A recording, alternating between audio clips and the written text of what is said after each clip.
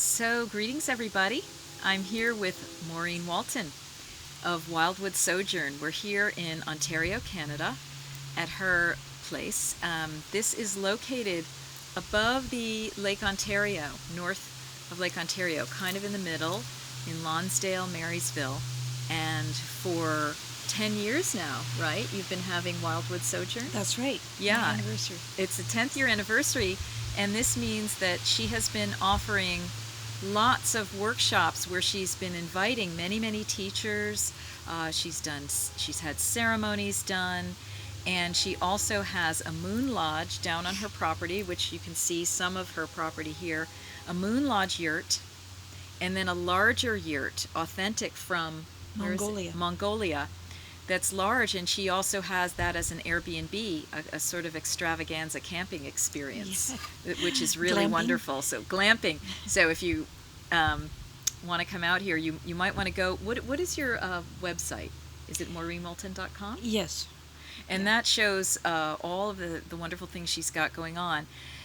The reason we're together is that as part of my writing pilgrimage, I am visiting Maureen. Today is August 9th, 2019.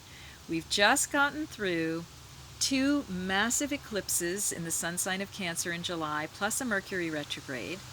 Plus we went through very intense astrology the last few days, culminating with the Lionsgate 8-8, which was a real portal of ascension.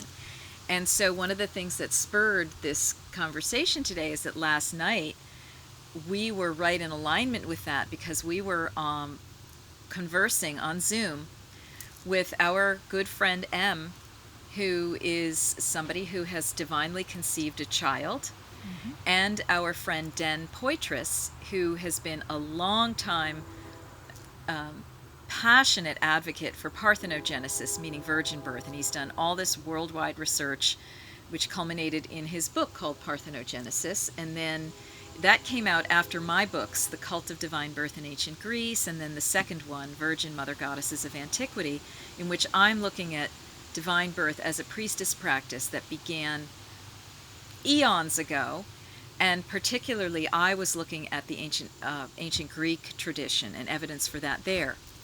So Maureen became very interested in divine birth herself on her own, and then she found me. So Maureen, why don't you tell us a little bit? I mean, basically today we're going to have a little bit of a free-ranging conversation, but we're starting with this topic of parthenogenesis, virgin birth, which has brought us together as an actual practice that women have been doing, are doing, and will be doing. The purpose being to bring high holy beings, high holy avatars, through their bodies onto the planet to assist us in the evolutionary process, okay? If time, we may go into some other topics and so forth, but Maureen, why don't we start by you talking to me about what was going on for you, for yourself, that helped you awaken to the concept of divine birth, and what was going on with all that? Well, I think it's because, again, being a visual artist, and then being literally asked by the Mohawks in 2005 to begin to paint their traditions for them all through their school, hallways, gymnasium, and I was really happily surprised they were open to that, as me being an Irish woman. Yes, and let me say that we are here basically in Mohawk territory.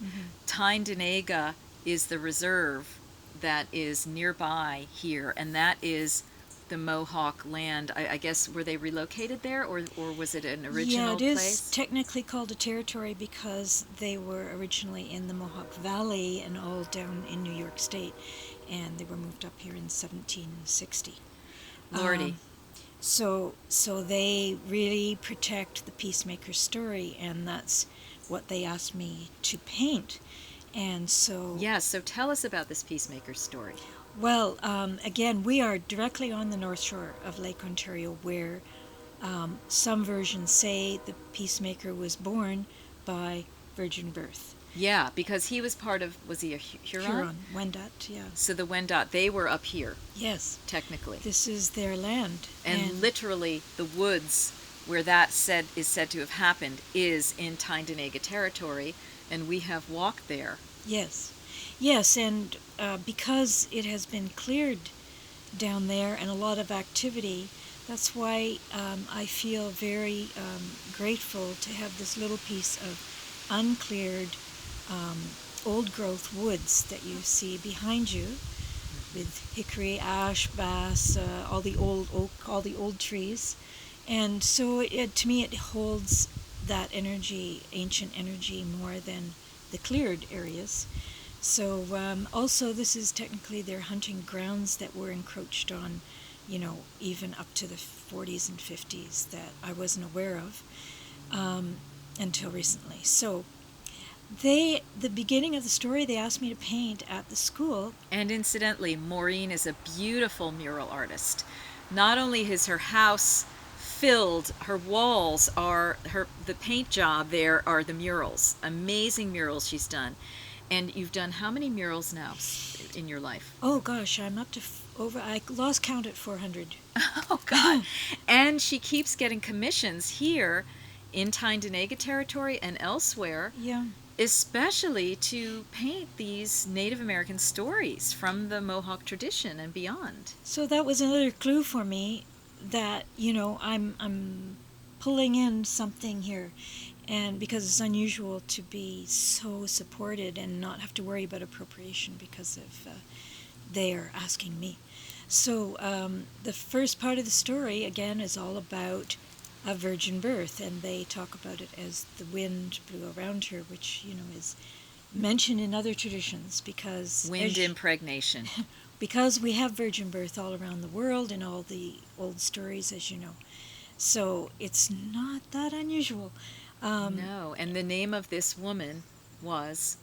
Gehetosug is a proposed name.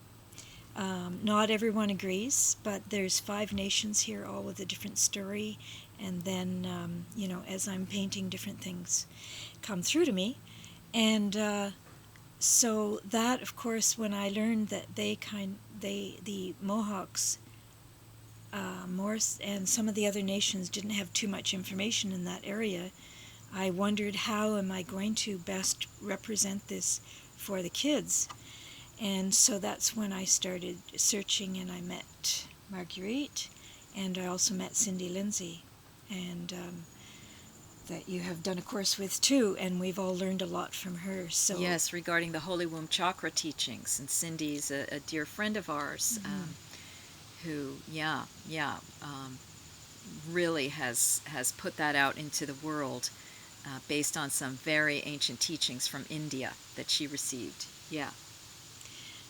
Yes, and then I'd like to mention also her earlier work with the Inca,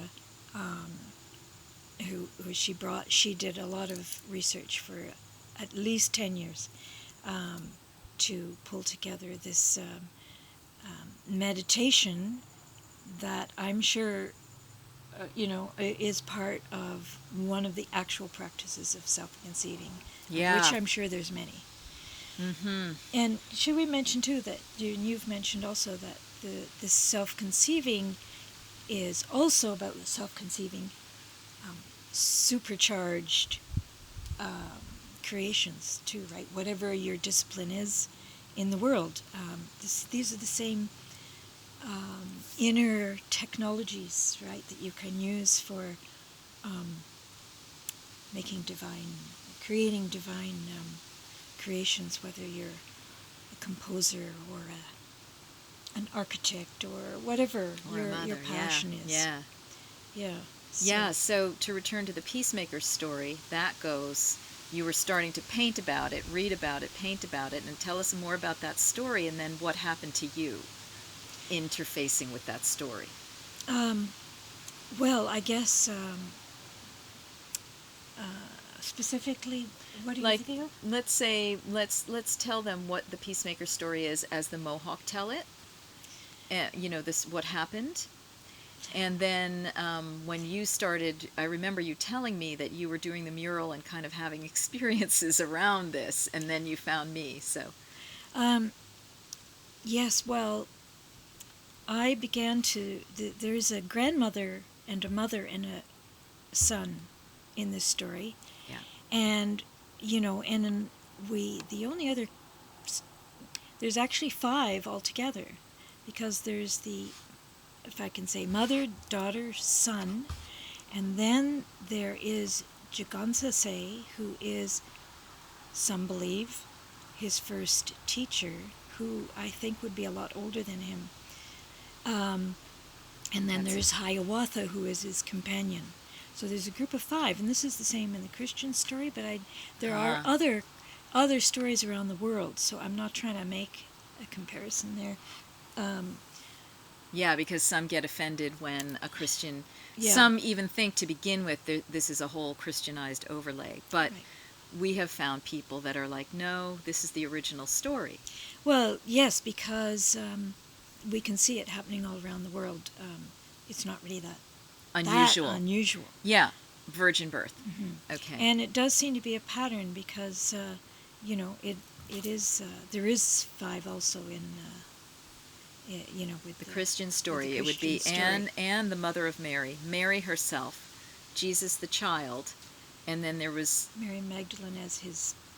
kind of teacher, Colleague, consort, so teacher. to speak. And then Yeah. who else are you thinking of in Well, particular? I'm not too familiar with the Christian story. I think one of his favorite disciples would be John. Yeah, John the Baptist also. Mhm.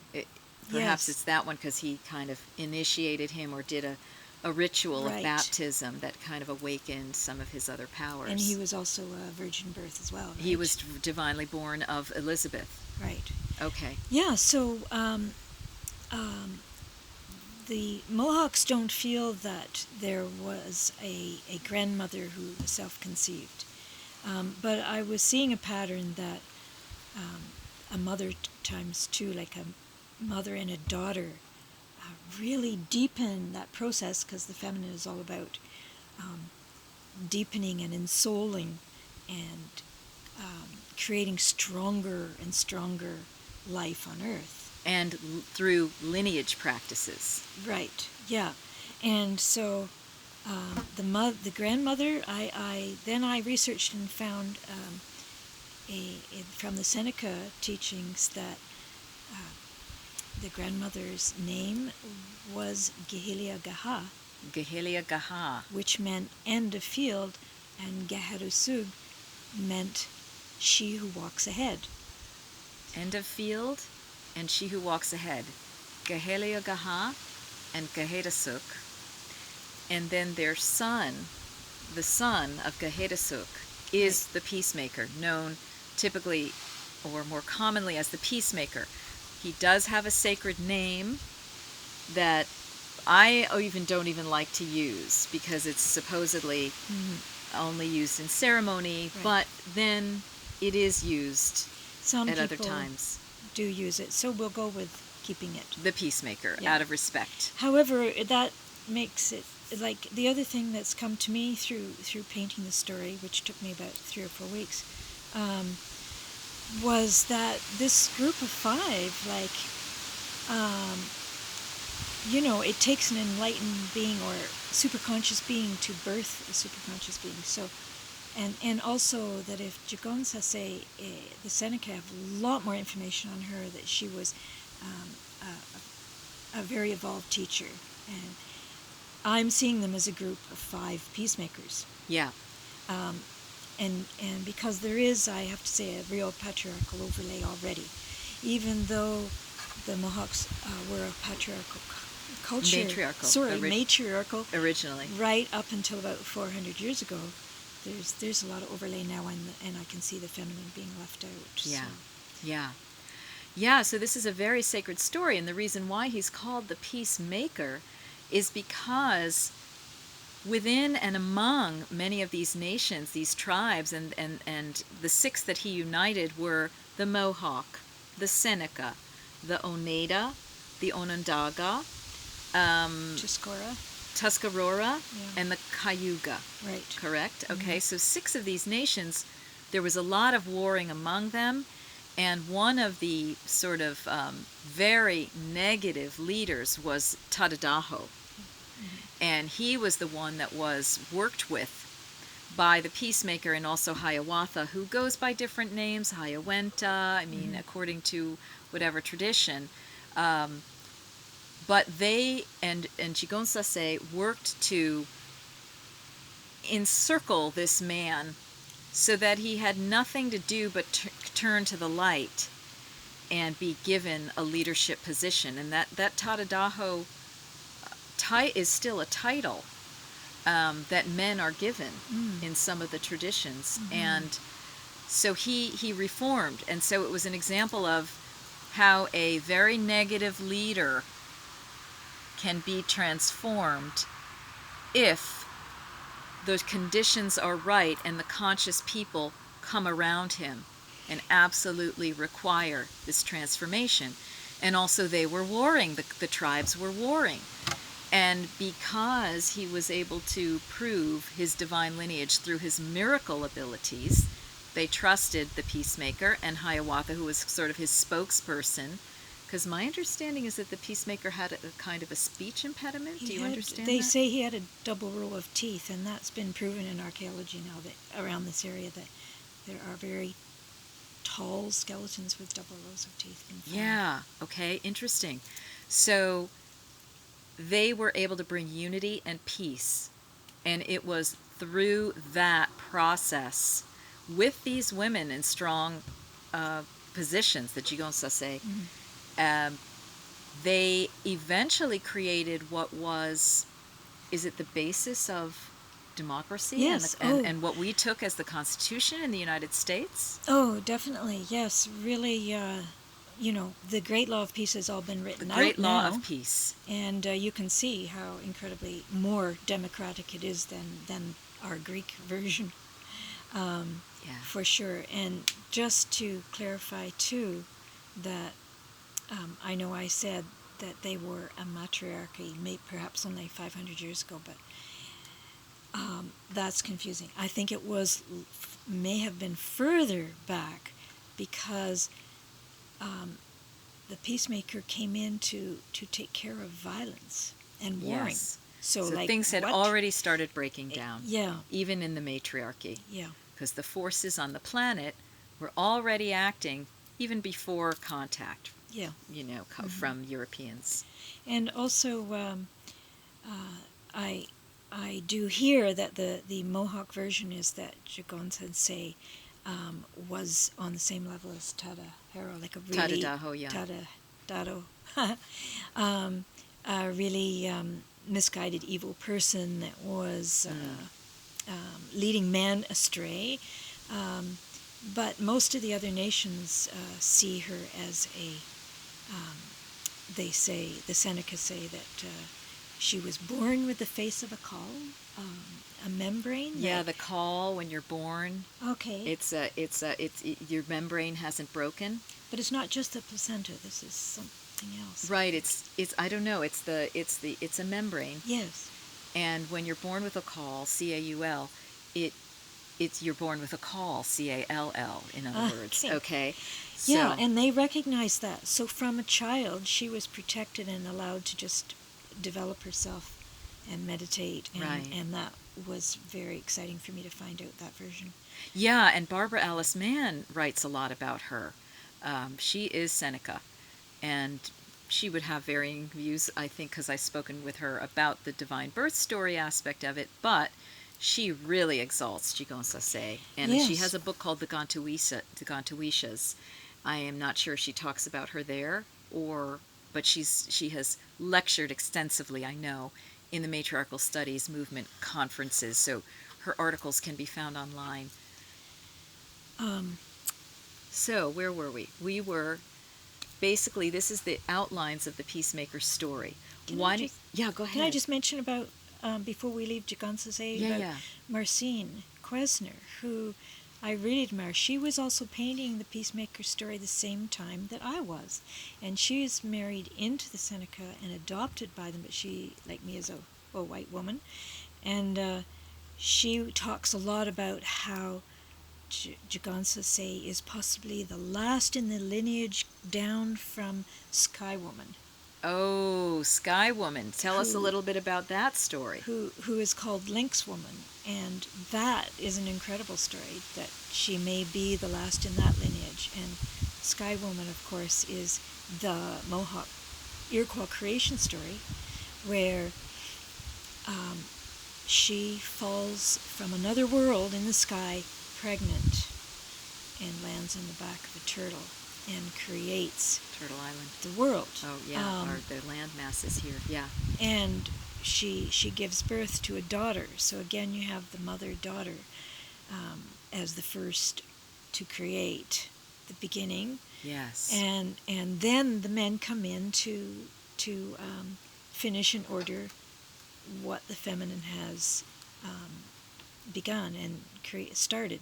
So that really is such a huge archetypal yes. world story. And I'll add that just prior to coming to Maureen's, I was attending the 35th annual Elders Gathering at the Sunray Peace Village in Vermont, which was created by Venerable Dahani Yawahu, who is a lineage holder in the Chalagi or Cherokee tradition for decades now, and she's got a book called Voices of Our Ancestors.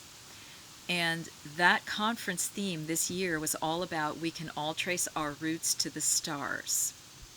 So it was uniting many of these star origin stories with contemporary disclosure movement and ufology.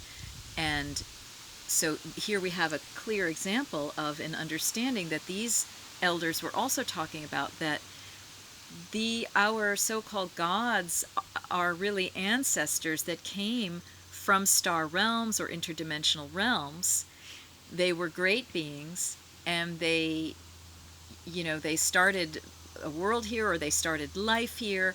And some of these Native Americans were saying that even before they existed, we know that we have evidence that there were other people, and that there's some sort of relation to them as humans and these other people and these initial star beings who came down, who they considered the ancestors. So this was all very, very interesting. And it's like 4 years ago, Maureen and I began teaching. We taught 3 summers in a row together here at Wildwood, and Maureen had invited me to talk about divine birth, and we wanted to unite the Greek story and the Mohawk story and the Haudenosaunee, which is the larger, quote, Iroquois, the Iroquois Confederacy that was created out of the Peacemaker and Hiawatha and Jigonsase's actions.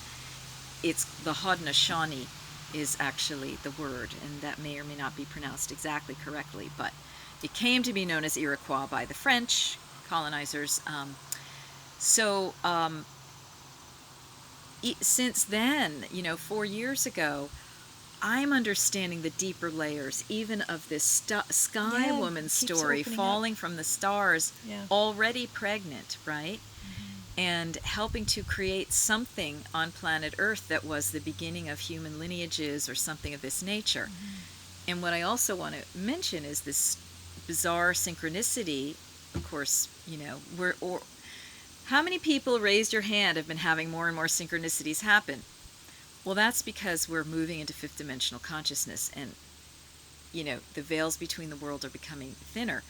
So my series of synchronicities coming up here this very end of July was that I was going to that conference. It was about we all come from the stars.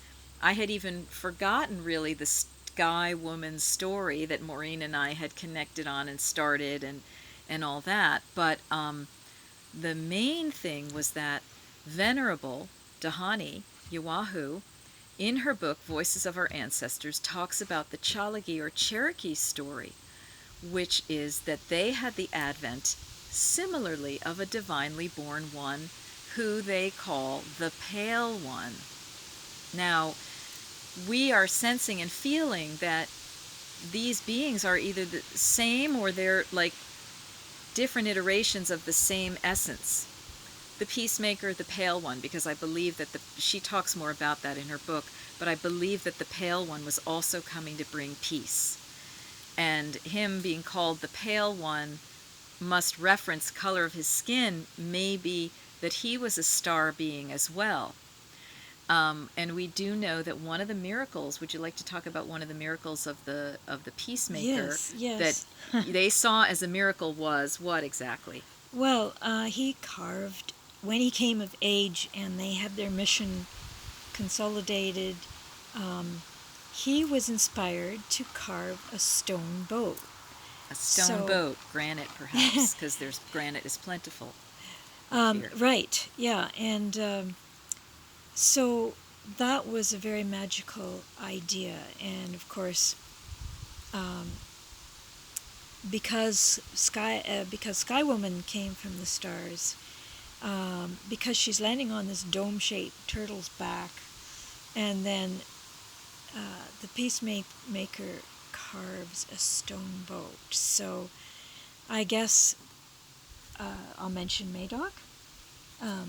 What happened synchronistically was that because stone boats can't float, and so this is the miracle, that he appeared to the people by traveling on a stone boat over, is it Lake Ontario or? Yes, and thanks. Well, that reminded me that even in the oral story that was given to me, it says that he skimmed across the surface of the water like lightning on this stone canoe. Stone canoe.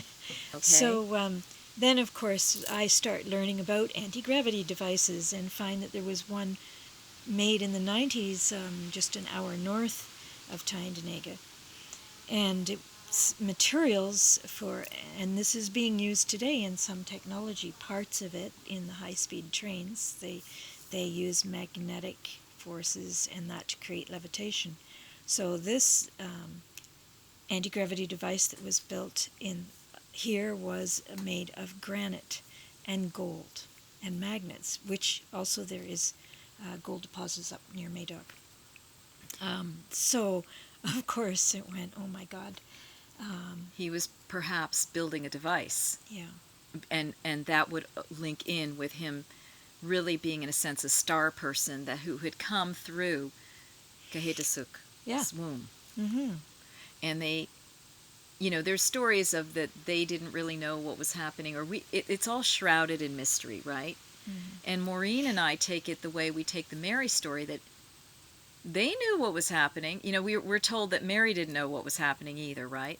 But we feel they knew. I mean, my research that I'm going to be speaking and writing more about, and I have already had a course on Mary, is that they darn well had to know what they were doing, because this is not really something that happens by accident.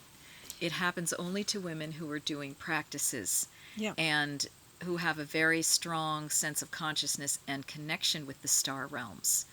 So we feel that, and we do not mean to be offending anybody who comes from Mohawk or Haudenosaunee traditions, but we feel we want to bring honor to this story by saying that it is true, it is real, and these women knew what they were doing, and they went out into the woods in order for this thing to happen. The grandmother was supervising, and it was a huge, huge initiation and event that happened. And another thing, if I can jump in, that aligns is that it's said that Saint Anne, the mother of Mary, or Hannah in the Hebrew, was elderly right by the time she conceived. Yes, she was postmenopausal. Mary. And that's because she had to practice for 20 years. Many years. It did not happen until... Right. But it's interesting, because we've been learning about the cessation of menstruation as a part of the practice. So her being postmenopausal would not have mattered that much, and that's the layer that I'm now starting to learn. We'll talk about more about this if we can get to it, but I don't want us to stray too far from the narrative here. So the whole point was that Mary self-conceived Jesus immediately, because she inherited all her mother's hard-won work. Yes, and she was trained by the priestesses, as we hear through my interpretation of the infancy gospel of James. She was trained by the virgins of the Hebrew virgins in the temple. Right, and so this could be, it's very unusual that the mother fled the warring tribes find peace, to find a place alone and in solitude, to cleanse and to perhaps begin these practices, and eventually gives birth to a daughter, self-conceives a daughter who self-conceives a peacemaker. Yeah, potentially. This is what Maureen is thinking with the grandmother, Gahelia Gaha. Perhaps she knew these traditions as well. And it's interesting because yesterday when we were talking to Den Poitras, he spoke at length with Clifford Mahudi, who, guess what, was the Zuni elder at the Star Wisdom Conference that I was just at, and I have keyed into him because he's also been videoed on Cosmic Disclosure and the History Channel and all this, because he's a Native American traditional elder who has gone out on a limb to really unite disclosure movement and ufology with Native American, and Wow. he even gets Awesome. trouble with his own traditional elders. But in that conversation with Den, he said that Native Americans all over in North and probably South America have divine birth traditions and practices. And so, you know, we're hearing of the Peacemaker, we're hearing of the Pale One.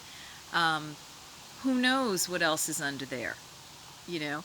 And so what I'd like to do is jump to your personal experience of what was happening as you were painting, and you were like, I need to connect with people about this. Tell me more, because I know when you first approached me, I was struck by that. Do you recall your process?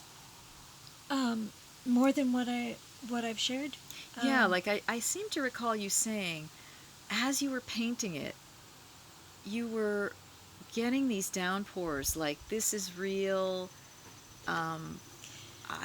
We need to talk about this, right? What was happening? Well, certainly it all became very real, and then when I moved through the story to where Dragonsansei enters, then I began to see that she was probably an elder by the time she met him, and then you introduced me to Andre. Oh yes, Andre Morgana. Who Yes. channeled an entity she calls Hiawatha. Yes. And I felt during the painting, I felt I really got the feeling that these were like 5 beings up in the cosmos that chose to come Yeah. to help. Wow. Yeah. And of course there was just the whole painting experience, that it seemed to move very quickly and everything seemed to flow without. I felt often that I was standing outside of myself, watching myself paint. So, Wow. yeah, I guess it's my medium to be the add oracle to this story. To be the oracle. And where does this particular one reside? This mural? So there is a federal school on Tyendinaga, elementary school. So it's a K to 8 school. They teach the Mohawk language there. Some of the kids are now first language Mohawk. So it's really come along just in the last 25 years. So I first painted the whole gymnasium up 6 feet down from the ceiling of the Thanksgiving address. Huge and that really, mural. Woo! In the big gymnasium. Wow, there it is, up. 17 murals, rafters, yeah. And then that kind of helped me to step into their world, and then and I got a beautiful symbol after that of an eagle flying around the moon just when I came outside. And then that was during the day. And during the day, you literally saw an eagle flying around the moon? Oh my. Yeah, it would, and then it circled around the other way, so it was like an infinity. Gosh. It was amazing. Wow, what an amazing sign. So then, the Peacemaker story actually goes all the way down the hall, over the gym doors and around the corner, and I just kept going till I finished the story. These truly are amazing. I mean, Diego Rivera, eat your heart out. I mean, these things are true works of art. And can I mention then that I was just asked again recently, because that's quite a few years ago now, to paint these same traditions at the local college, Loyalist College in Belleville, in the Native Resource Center. So I was hired again by the Mohawk community. And again,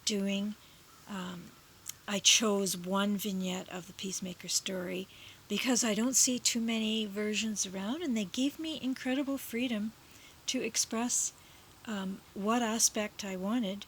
And so I chose Gehetesed, the mother with Peacemaker as a little toddler.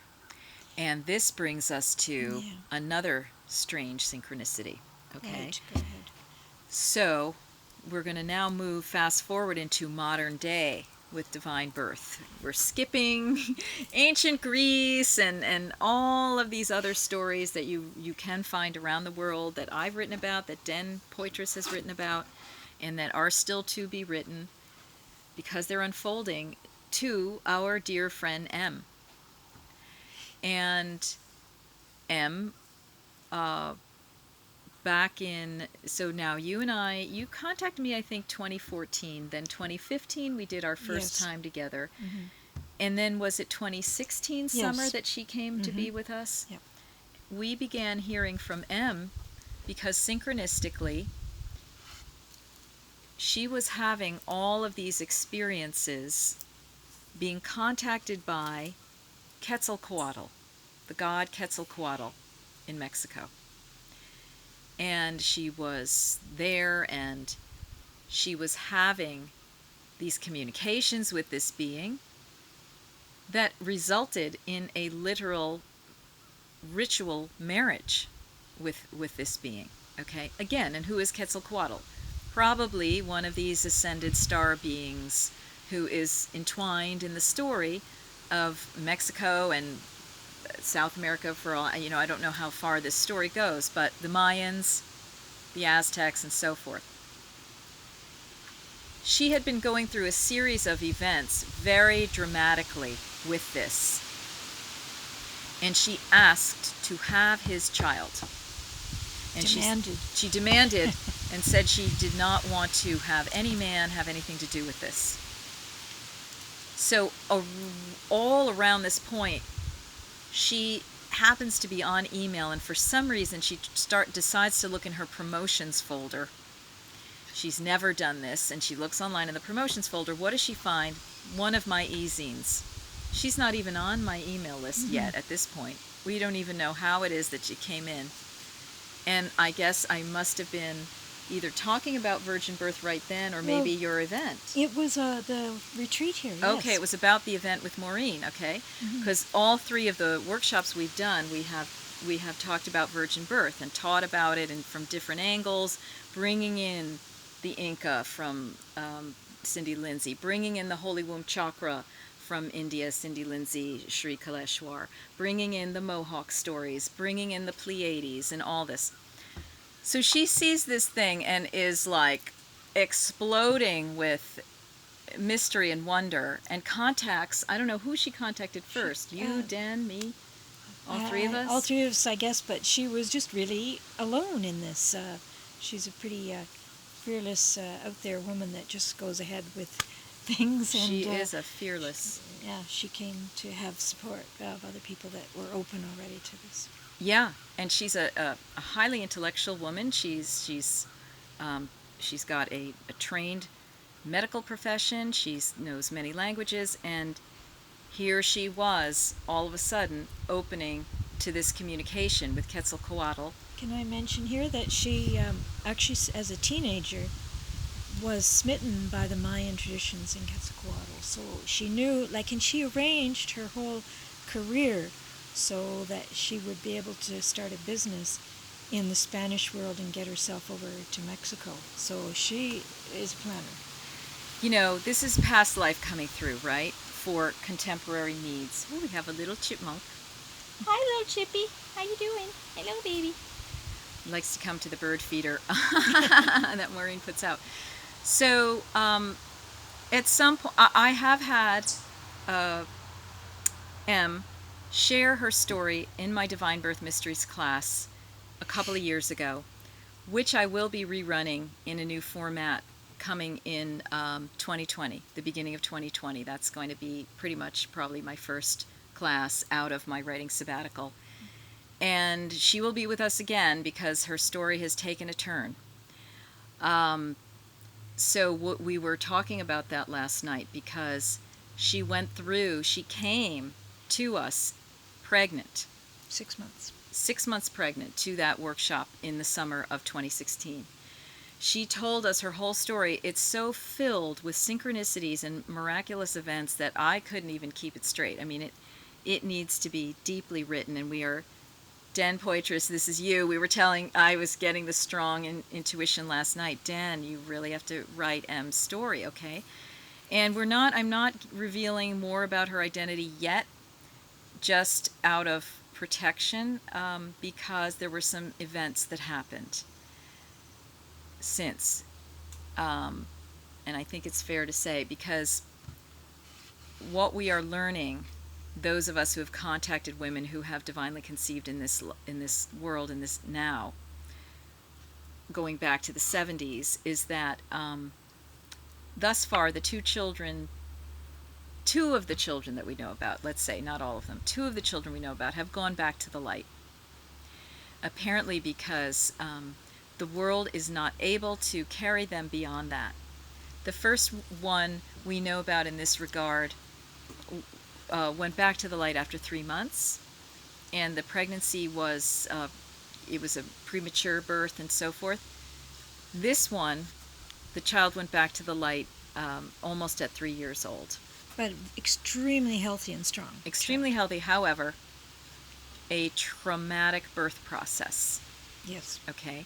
Mm-hmm. There are other very dramatic, violent things that happened around this whole thing that are indicating, and we see it in duality, like on the one hand, these beings needed to leave, go to the light in order for their next level of evolution, and they wouldn't have been supported on the planet, and they are now communicating with M from the other side, and even with me, because around the time of the crossing of her child, I had a dream of a little child coming up and giving his hands to me, putting his hands on me, and I knew it was a healing, and then all of a sudden he disappeared into the light.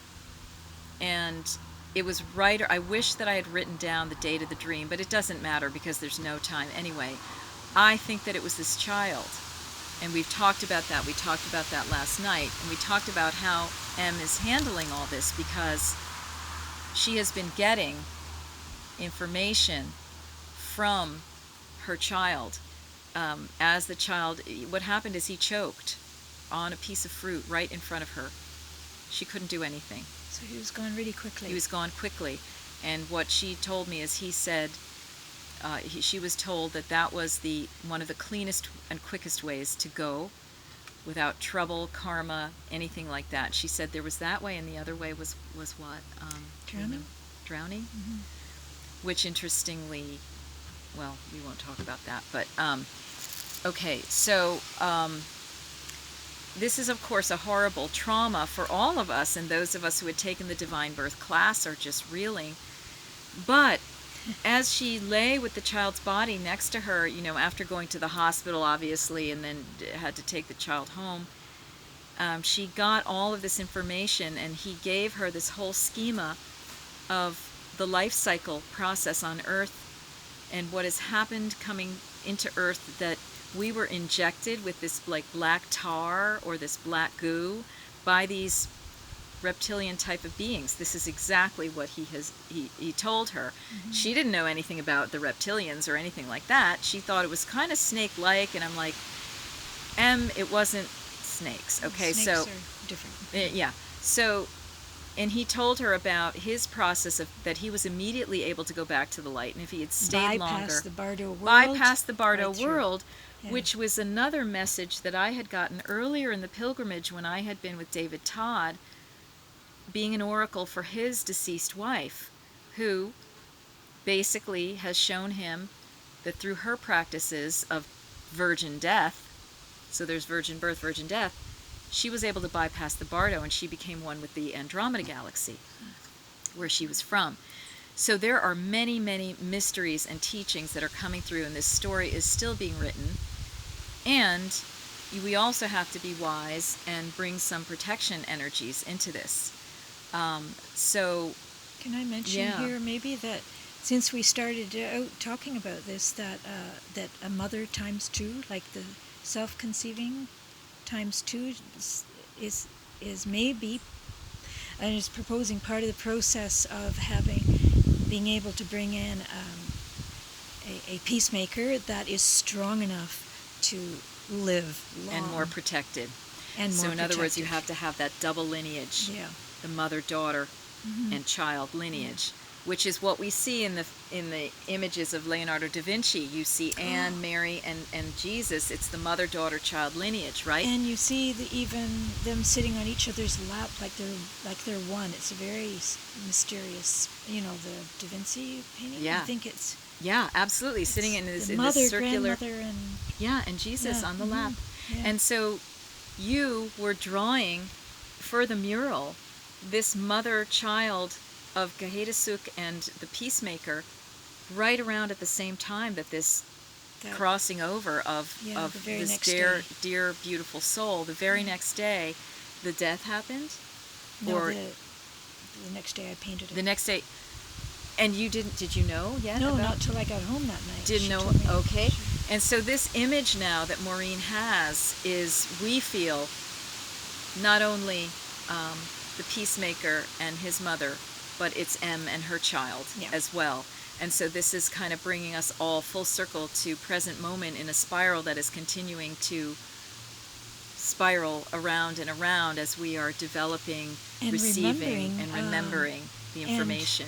And making mistakes in the beginning, Yeah, so that this practice can be resurrected for the good, because it was used for the bad, and I've spoken about this, that it was used to bring the patriarchal heroes onto the planet, because these powerful things get either co-opted or taken down.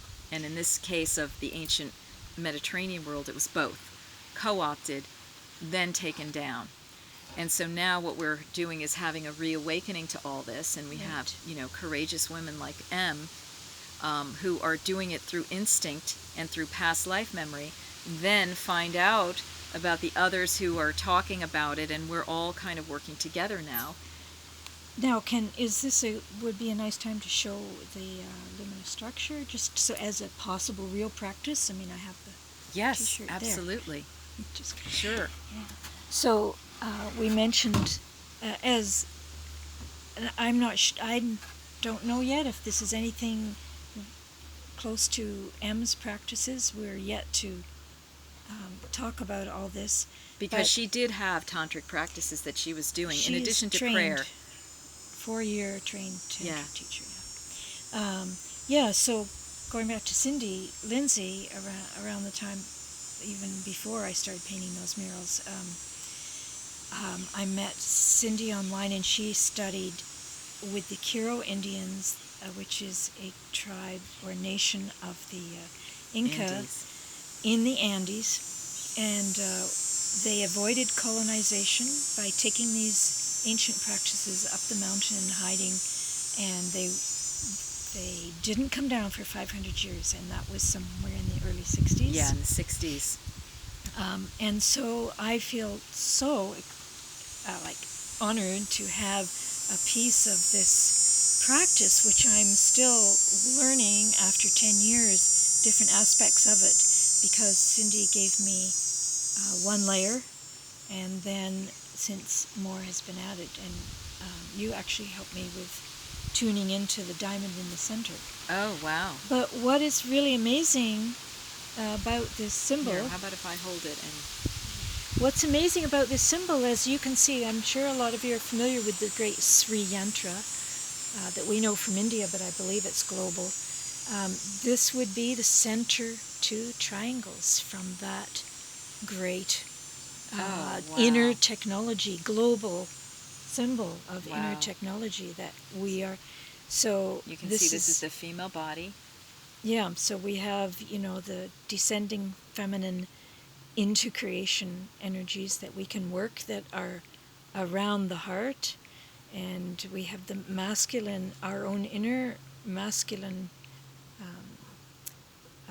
essence within us that is surrounding the womb and lifting the womb energies up to the heart, and it goes into a lot more than that. It seems very simple, but there's a lot going on. And then there's the central overlap, which is the very intense, that's very intense, where one flips into the other. It's also the void, the portal. It's where the soul energy comes in and down into the womb. And that's just into the surface. Right there. But I don't want to confuse that I added the cup and the heart. Just, this is not, I don't want it to make it look like it's European or something. Right. Just a symbol for the womb. Yeah. It's amazing. So those are, I just wanted to emphasize about the inner technologies. We have these within us. And these are very famous, well-known sacred geometry pieces that we have to learn to activate again. We do, and we're gathering the information, and we're doing it with love and persisting despite the obstacles that come up. Obstacles. Can I mention the darkness?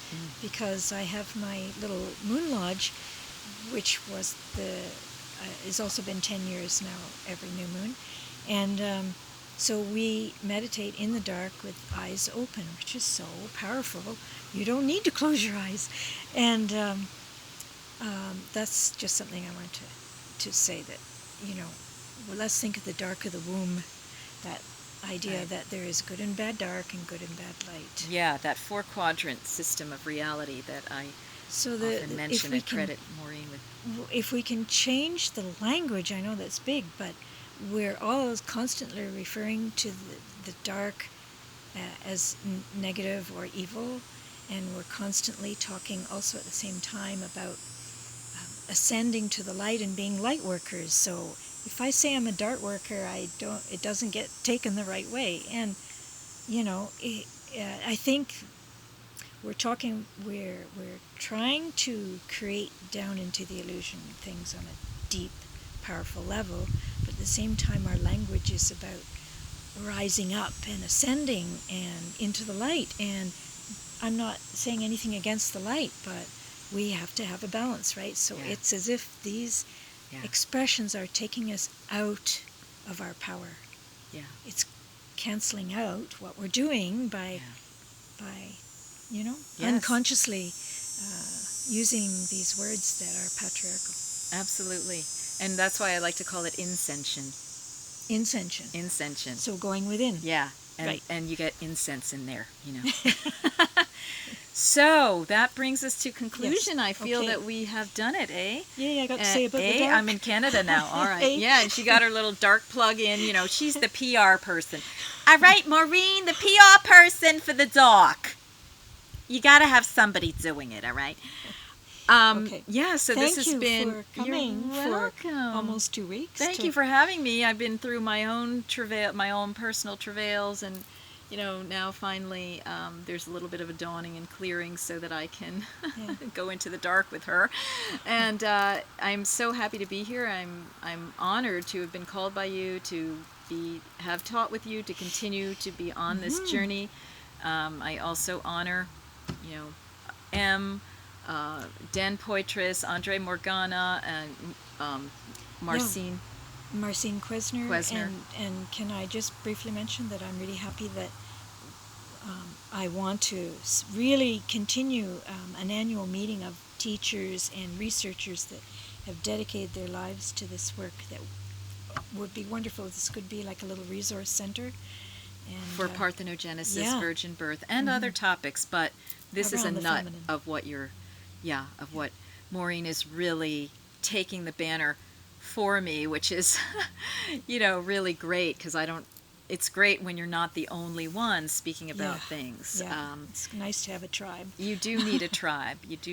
So I'm so grateful.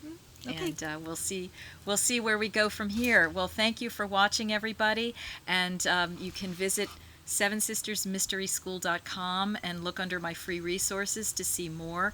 You can join my email list and be informed of when I'm going to be offering the Divine Birth Mystery Teachings again in 2020. And you can go to maureenwalton.com to find out what she's doing here. And you can also find her Wildwood Sojourn on Airbnb. Right, it's called Wildwood Sojourn Meditative Retreat in Marysville. Wildwood Sojourn Meditative Retreat in Marysville, and you can have an authentic Mongolian yurt, winter, spring, summer, or fall. There's a beautiful big wood stove in there. Beautiful big wood stove, and it's thick felt. Amazing. There's a compost toilet and so forth. And on that note, because we have to cover it all, we say goodbye for now, and many blessings to you. Bye-bye.